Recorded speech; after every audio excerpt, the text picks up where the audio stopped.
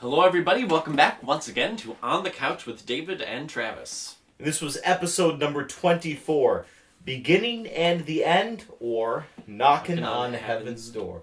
Not a huge fan of or titles. I don't like the knocking on Heaven's Door. Obviously we're knocking on the end there. Beginning and the End makes a little more sense.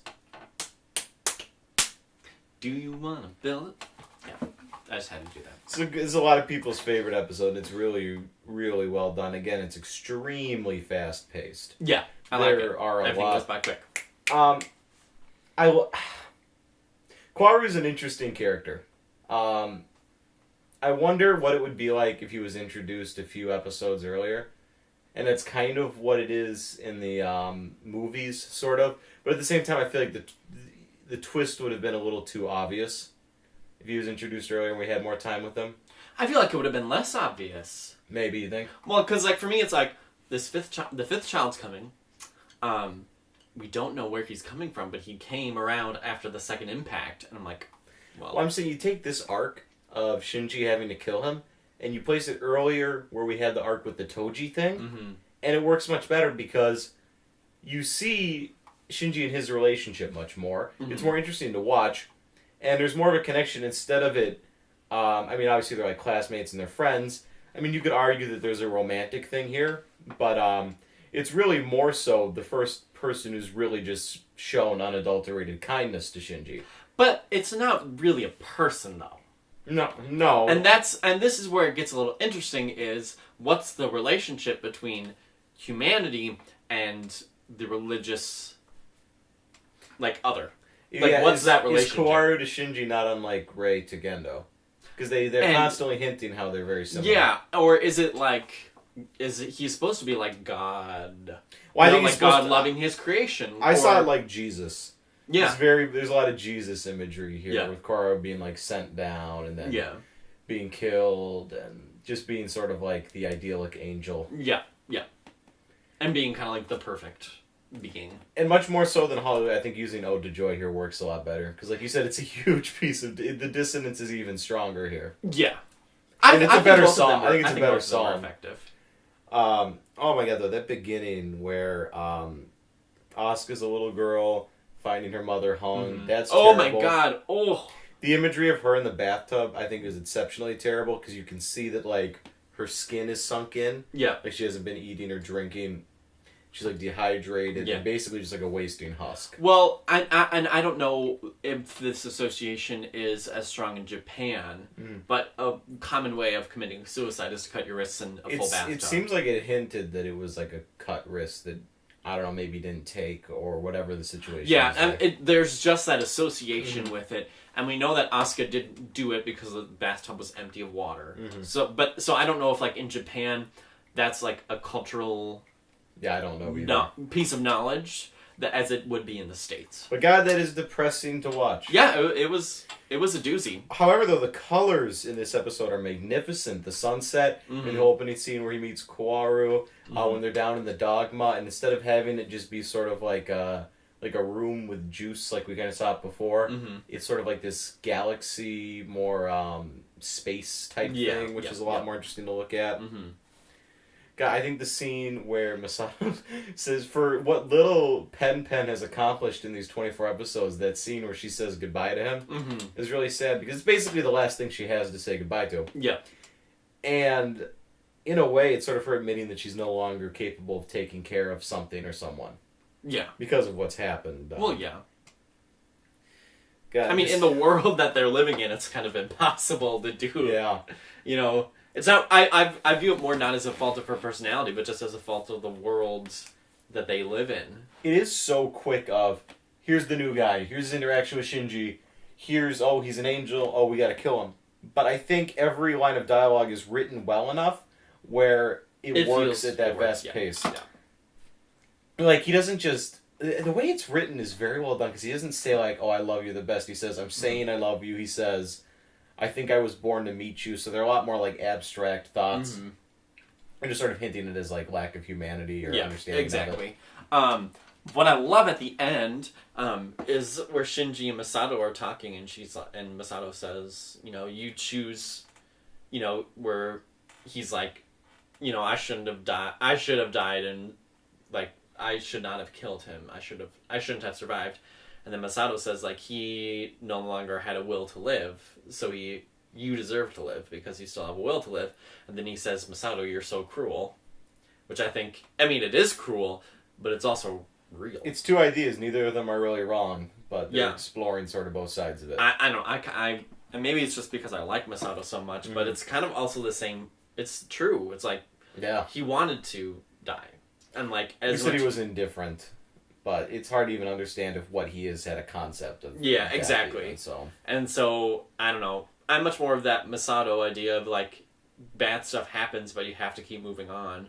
And, like, for Shinji... it's a lighter way to put what's going on. Here's some bad stuff going on. But we see it with all the characters, right? Mm-hmm. Ritsuko completely falls apart because she's being used by Gendo. And Masato...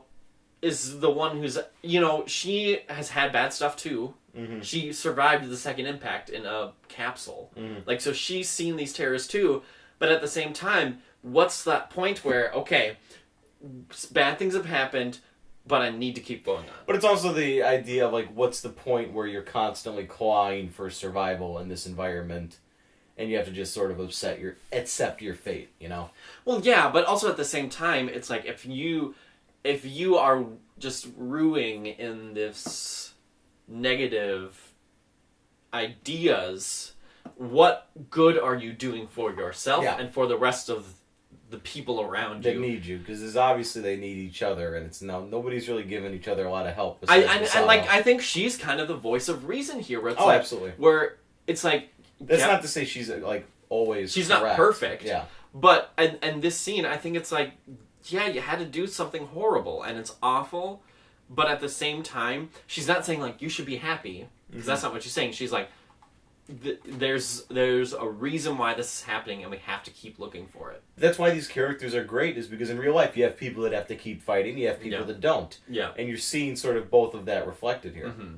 But it's definitely more so, like, Masato was, like, being shown as the person who's handling it the best, which I think is true. Yeah, and, God, this is just, it's really good.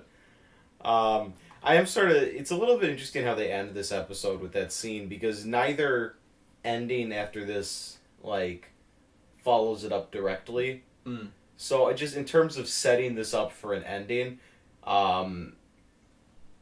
it's good because there's a lot of stuff going on. There's obviously still some things that need to be resolved. But we haven't seen our characters at their absolute lowest yet. Mm-hmm. But that's why there's endings, I suppose. And, like, now we've gotten confirmation that Yui is the Eva, which we talked about. For anyone who didn't, like, pick up on it, they make it fairly obvious, that there's a connection between Yui and Rei, obviously, and that Yui is the soul. I don't know if we discussed it explicitly on here, but Yui is the soul embedded in Eva Unit 1, just as Ritsuko's mother was embedded into the... so that makes me wonder system. Who was embedded into the souls of the other ones. Well, I feel like with 2, it's kind of obvious. It's 0 that's the mystery, I would say. Yeah.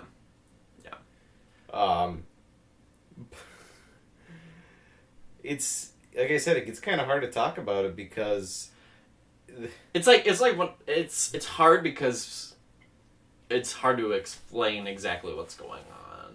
Well, it's easier to say, "Oh, I would have done this," or "They should have done this." It's hard to say much more than, "Wow, this was fantastic." Yeah. It was overall really good. It's a great piece of storytelling. Like I've said before, the animation again was exceptional with everything they did, and.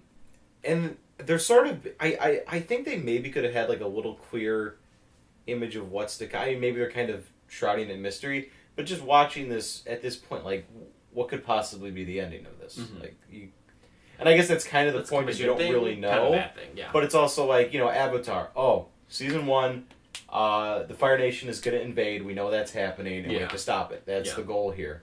It's as this is the show's end. It's not really comparable. But it feels like there's not much momentum going into the next. There's not a lot of setup coming in. Yeah. But I mean, that's a minor complaint. Well, we know that Tokyo 3 is wiped out. If you're watching this on your own, at this point, you're probably just going to binge through the rest. Yeah. Once you get to like episode 20, we're going to wait because we're doing it for the show. But yeah. So that's knocking on heaven's door. So I mean, just like a retrospect before we get to the endings. What did you think of the show so far? I've enjoyed it so far. I don't know. Do you have any like stand out? I mean, I know you're a big Masato fan. Do you have like stand out characters? Well, I think I don't know. I just really admire Masato. And I really enjoy her as a character. There's no characters that I outright dislike because I think all of them are developed well. And even if I don't necessarily agree with their choices, it still makes sense that what they're doing. I think Gendo has like an interesting thing with that where. We didn't really talk about this, but there's a couple times in a couple episodes where Ray says something like, have you tried understanding Gendo's perspective? Because obviously he's a horrible person, but you really don't, I guess we don't really know what his whole perspective is yet. But it's an interesting idea to sort of consider the humanity behind the monster that's been built up. And also there's Seele, and we don't know exactly, I mean, like him versus Seele. Like, we know their goals aren't entirely intertwined. Yeah, who's better, who's worse, who is... Yeah, it's hard. And I don't even think stuff like that is obvious even in the end. It's the kind of thing you have to think about. Yeah, exactly. So... Yeah, we're probably going to have some long episodes next week. Yeah. We're going to watch both the episodes that are the ending. We'll treat them as if they're their own episodes, but they're basically one thing. And then the movie. And then I think we'll do like a little wrap-up at the end, just summarizing anything. And we'll call it a wrap on Evangelion. It's been a trip. I feel a little emotionally drained after watching those ones. Yeah, me too. I'm ready to go get a concrete mixer from Culver's. Okay. Well, join us next week where we're looking at the endings. We're going to brace ourselves, and you should too. See you later.